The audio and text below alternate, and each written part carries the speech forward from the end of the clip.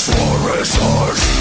Yes, I will see you through the smoking flames on the front. Misandry is one of the most common forms of hatred and prejudice that men are under. It's rampant in all forms of culture and media, as well as politically and economically. It's also something that resides within the family as well. Yes, familial misandry is a real thing, gentlemen. Familial misandry is the act in which members of your family, primarily women, engage in man-hating style behavior. It's no secret of the universal nature of women and how they interact with one another. Female nature is one of the few constants in a never-changing world. This also applies to women in the family as well, not just psychotic wives, but it can also extend to sisters, mothers, daughters, grandmothers, nieces, and aunts. I want you to pause this for a moment and reflect if there have ever been any instances in your lives where members of your family that were women have treated you different or thumbed their noses down at you as if you were inferior. If you answered yes, you may have been a victim of familial misandry. The most common example is when you have a vindictive baby mama that had a grudge against the father for whatever the reason is, and she uses the children they share together as a weapon of her undying hatred. She spreads gossip and lies to her children, and in return, poisons the children's minds against the father. Vindictive baby mamas are nothing new. It's unfortunate, but it's become commonplace among various circles of women. It doesn't have to extend to the children. It can also extend to the inner circle of the family you may share with her. One example would be an aunt. Let's say, for the sake of argument, that you have an aunt that you never get along with for whatever reason, and she in return despises you as well. So whenever you two are at a family reunion, or you may live close by, you may find yourself getting along with other members of the family. However, she may want to stir the shit pot and cause even more animosity between you and the other folks. So she'll start spreading rumors and lies, or she may gossip about you as well. Next thing you know, you may have eyebrows raised and people start reacting to you in ways that are abnormal for you. I don't know for sure the magnitude of these, but I'm pretty sure there are brothers out there who may have experienced this at one point or another. These types of things do exist, and blood does not matter. If a woman decides to make your life a living hell, bet your ass she's going to accomplish this any way she can by any means necessary. In that instance, you best be careful and avoid her as if your life depended on it. I'm dead serious. Your life could depend on it. Another classic is usually the resentful mother and her son. It's a well-known fact that single mother households are detrimental to a child's well-being. There's statistics to back this up. It's also common knowledge that after a divorce, mothers can become bitter and weaponize the children against the father. In this case, it can be taken a step further. A mother can find crafty ways of getting even with her baby daddy, and as one of the ways she can do this is by psychologically abusing the son. When she has a son that looks like the father, or even a daughter, the mother can look at their faces and be instantly reminded of how much she hates him